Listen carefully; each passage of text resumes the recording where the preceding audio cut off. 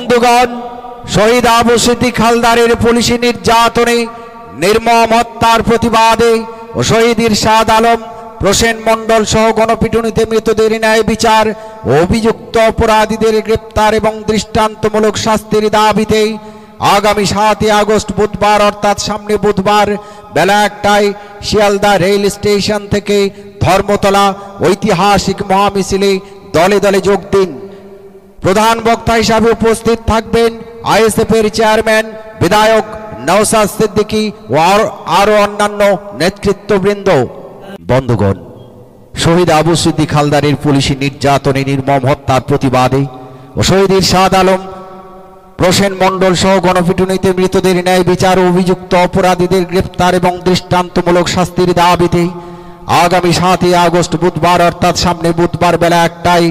Sealdah rail station থেকে ধর্মতলা ঐতিহাসিক মহামিছিলে দলে দলে যোগ দিন। প্রধান বক্তা হিসাবে উপস্থিত থাকবেন আইএসএফ এর চেয়ারম্যান বিধায়ক নওশাদ সিদ্দিকী ও আরো অন্যান্য নেতৃত্ববৃন্দ। শহীদ আবু সিদ্দিক হালদারের পুলিশি নির্যাতনে নির্মম হত্যার প্রতিবাদে ও শহীদ ইরশাদ আলম, প্রসেন মণ্ডল সহ গণপিটুনিতে মৃতদের ন্যায় বিচার ও অভিযুক্ত অপরাধীদের গ্রেপ্তার এবং দৃষ্টান্তমূলক শাস্তির দাবিতে